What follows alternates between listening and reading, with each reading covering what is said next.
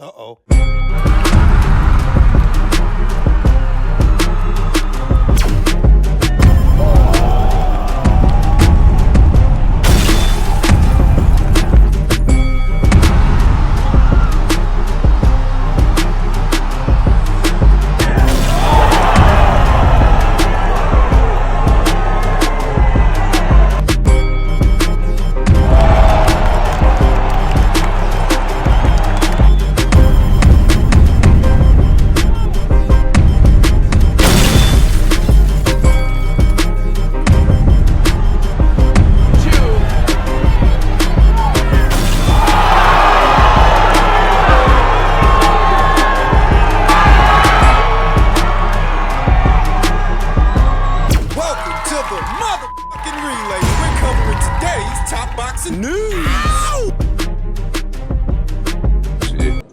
We've had no luck in any major close fights lately. Madrimov against Crawford, I thought we could have edged that fight. Bivol against Beterbiev, I really believe we won that fight. And tonight, like, that would have just been like another fight where it's like, fuck. Like, these fights are like this. And every time we're making great 50-50 fights, we're putting our fighters in 50-50 fights. And people moan when we get beat. And I'm standing there in the ring going, you know what, I could just imagine Oscar de la Hoya, Simon Jordan, people on Twitter. Katie gets beat. Oh, it's another Matchroom fighter got beat. Oh, well, Eddie's in trouble. It's like, why don't you just appreciate wars and these competitive fights that are so good for the sport? But so when I win one, that's the reaction of the emotion to say, finally, you know? And I will never not show my emotion, ever. Because I wear my heart on my sleeve, I back our fighters 1,000,000%, and I love it. I love it. I love to win. I love it when our fighters win big moments. And if you with me, I'll back you 1,000,000%, and we will never give in. Eddie Hearn, unhinged, celebrating Katie Taylor's second win, her second recorded victory over Amandia Serrano. They needed it. Some are calling it a gift, that Katie Taylor got a gift. But is he the only promoter in recent memory whose fighter got a gift? I recall Virgil Ortiz getting a gift over Sergey Boachuk. It was a gift, an obvious gift, and I'm not going to argue with you fanboys about it. That's what that was. Boxing insider Rick Glaser reacted to this video of Eddie Hearn, jubilant, celebrating, saying, it's all getting to Eddie Hearn, except, of course, for the Eddie worshippers. Have a listen. What's the matter, Rick? That's not your thing? You see, Rick Glaser is another one of these American wannabes who for some reason has an axe to grind with Eddie Hearn and regularly takes shots at him. Coincidentally, he does a lot of business with Oscar. He does a lot of business with Golden Boy. Rick Glaser, who is hit or miss. A lot of his tips about the PBC and the current state of affairs over there, they've been accurate, but his other boxing takes... dog shit. Remember, he's the guy that told you that Fury was going to be too big and too strong, too this and too that for Alexander Usyk. How did that pan out? Dog shit. A Twitter user that goes by the name Ricardo Hernandez said, one of the best promoters in boxing, Mr. Eddie Hearn. Salute. To which Rick Glaser responded, not so. Great UK promoter, he's just a guy here. No, you're just a guy here. Get a load of him. The nerve of him. So what are you supposed to be, some kind of wise guy? Boxing insider Rick Glaser. What is it exactly that you do besides gossip, huh? Or you think because you're bosom buddies with Oscar and you do business with Oscar, that's supposed to mean something to the rest of us? You look like an idiot. Sound like an idiot. Sounds stupid. Saying that Eddie Hearn is just a guy here when, last I checked, Forbes, one of the more popular periodicals in this country, valued Eddie Hearn's company as the most valuable in boxing. And Oscar, your buddy Oscar, he came in dead last. So what do you know about business? What is he? I know that these two peas in a pod don't think of themselves as being part of the problem, but they very much are. So what are you pretending? That Oscar's more of a somebody in boxing right now? You know, I saw Oscar reacting to what was his own show, his own in-house show, saying 5-0, unlike some others. And you notice that he disabled the comments? Because he knows what he's saying is stupid. He's talking about Eddie Hearn and how they were wiped out by Queensbury in the Matchroom versus Queensbury tournament, but this Saturday's card was not a tournament. It wasn't Golden Boy versus anybody. It was a Golden Boy show. Mostly. I mean, aside from the main event. The whole thing was put together by Golden Boy. Are you bragging about an in-house show? So, like, what are you, retarded? Ridiculous is the word. Remember in my previous video how I talked about Americans being far too comfortable engaging in ridiculousness? Being ridiculous. That's what this is. This idiot's bragging about an in-house Golden Boy show? No wonder he disabled the comments. With Rick Glaser egging him on. Rick Glaser, who once said he doesn't like Eddie Hearn because he backs ped cheats. That's what he said. So what do you think about Ryan Garcia popping hot? What do you think about Tevin Farmer saying that there was no anti-doping testing for his fight with William Zepeda since you're so worried about doping, Rick? He's not going to talk about it because he's a hypocrite. He claimed he doesn't like Eddie Hearn because Eddie's a hypocrite. You must have been talking about yourself. Ridiculous. But you're telling me with a straight face that Eddie Hearn is just the guy in boxing as opposed to Oscar, as opposed to Golden Boy? Did you guys happen to catch Latino night yesterday? Did you happen to look out into the crowd? Because there wasn't one. Empty seats, as far as the eye could see. Empty seats everywhere. It looked like they were at the Fantasy Springs. It's more of a boutique event. Something small, intimate. While Oscar De La Hoya and Rick Glaser seemed to want to have a pissing contest but didn't bring enough wood. It's ridiculous. Utterly ridiculous. These ridiculous people. Oscar is just now catching up to something Eddie Hearn started in 2019, because in case you haven't realized, Eddie didn't all of a sudden start doing shows in Saudi when Turkey came into it. He's been doing shows in Saudi since 2019. You slowpokes are just now catching up. It's either that or you're in denial. Did you forget that Joshua versus Ruiz 2 was in Saudi for gigantic money, astronomical money? Did you forget the Usyk rematch was also in Saudi? Also for astronomical money. Did you boxing guys forget what your job is? Your job isn't to protect fighters. Your job is to promote successful events. Big events for big money. What big events did Oscar put together this year? Don't say Ryan Garcia versus Devin Haney. Don't bring that one up because according to Oscar, that wasn't big. According to Oscar, it didn't even sell that much. That's verbatim. He said it, not me. You tell me, Rick. You're the boxing insider. You would know. Who's got a reputation for stiffing their fighters and stealing their money?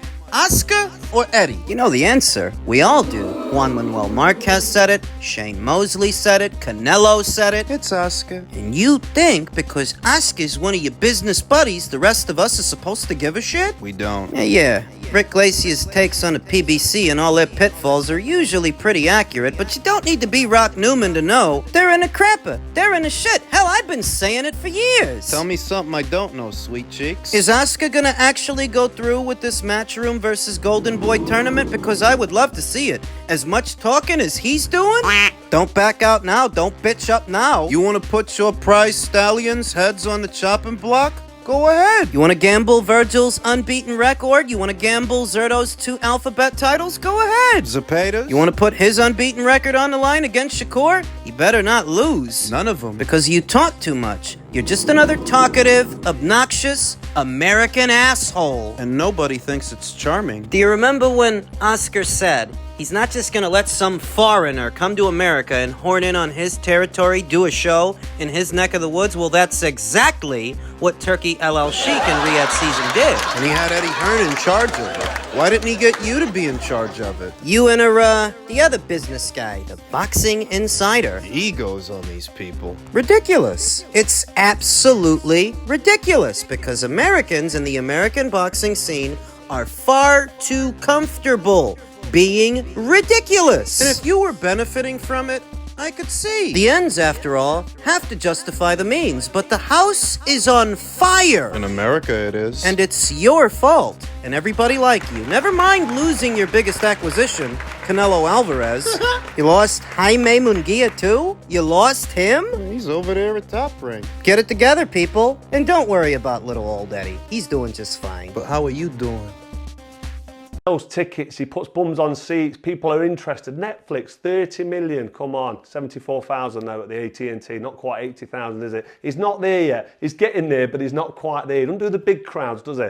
But he pulls in the old Bunsen burner, doesn't he, Jake Paul? So I don't think he'll hang his gloves up. There'll be a plan for Jake Paul. But I tell you what, my mobile phone won't be ringing, will it? They won't be sending me an email. They won't be contacting my agent to get a fight because they know.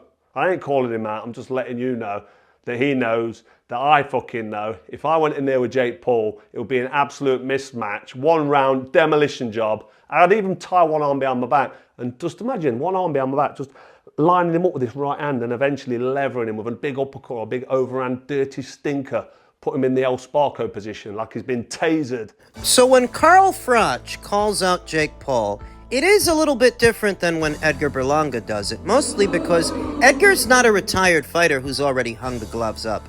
Edgar is a young guy who's in his prime in what is a very deep division that yields a lot of opportunities for big money fights and a legacy.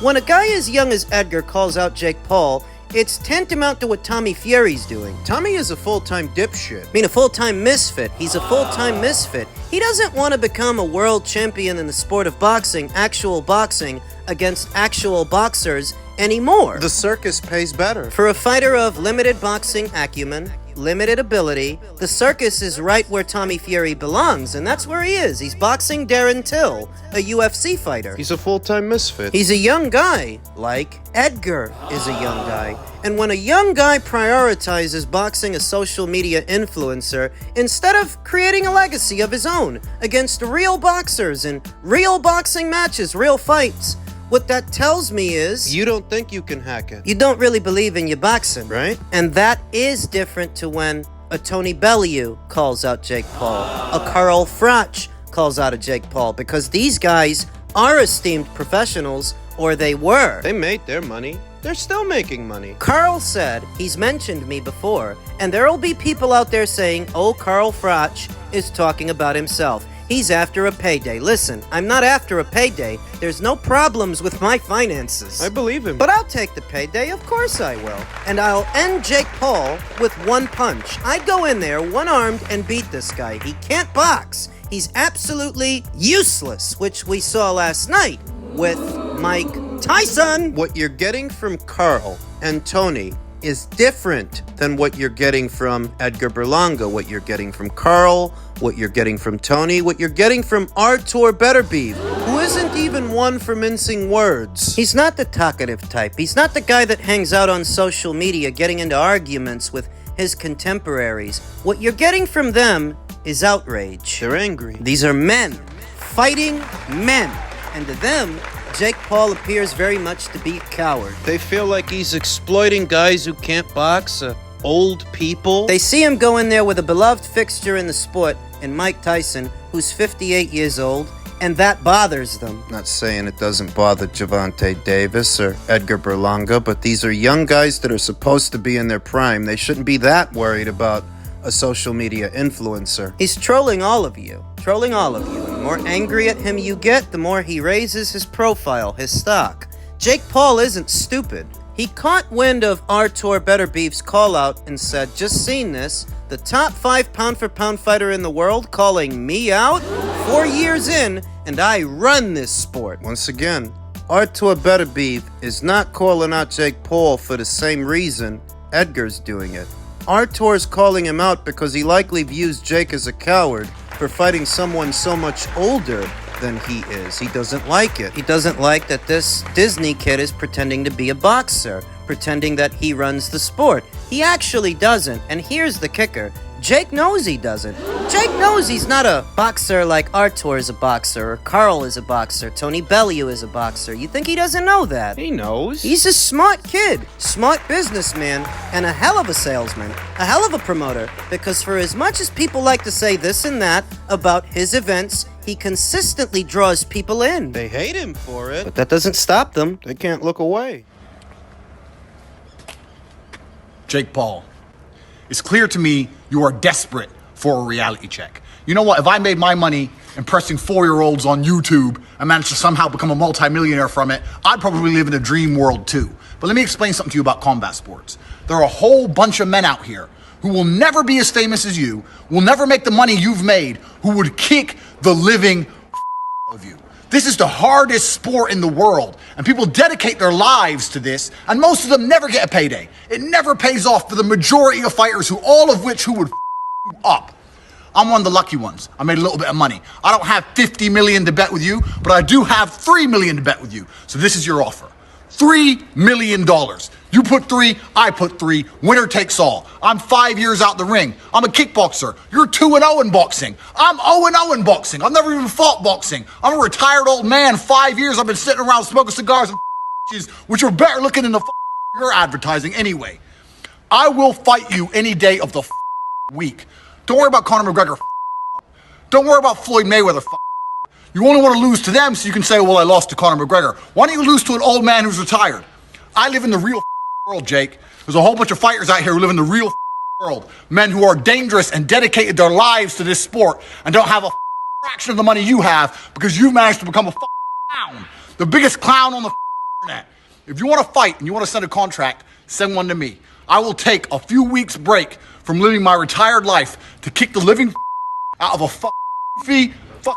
old dickhead like you. You know my name, Andrew Tate.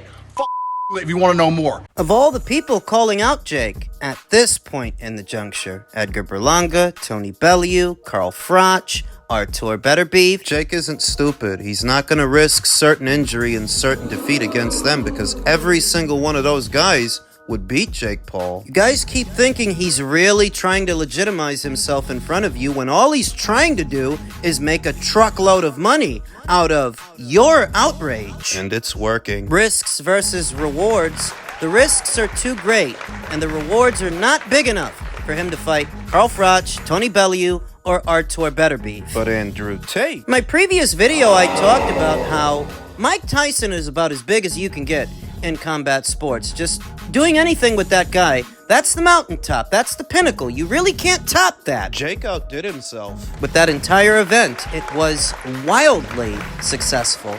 But to top that, he's got to think outside the box now, outside of combat sports. He needs to box another social media influencer like himself, enter Andrew Tate. And I'd wager that fighting Andrew Tate would generate more buzz and more money and more everything than Carl Froch, Tony Bellew, or Artur Beterbiev. Yeah. Now, Andrew's taint. Andrew Tate. He did used to be a kickboxer. He's not a boxer, he's not a pugilist, but he did used to kickbox. And kickboxing does cross over better, does translate better than mixed martial arts into boxing. So there is a threat level there. There are risks. But he's not a pugilist. He doesn't necessarily come from that, which is in keeping with the decorum of most of Jake Paul's fights. And he is popular, more popular than all these other guys. Oh yeah, Andrew Tate's known worldwide. He is a sensation unto himself, not even because of what he did in combat sports, but what he did on social media. Just like Jake. There's money to be made. Will Jake take up Andrew Tate on his offer to fight? Remember, Jake's not stupid. He's not fighting for honor. He's not fighting for legitimacy. Legacy. He just pretends he is to piss you off. He's a good salesman. And what he's selling are spectacles that, whether you like it or not, always draw you in. Is an Andrew Tate fight too risky? You can't pretend you don't know who he is. Will Jake answer the call?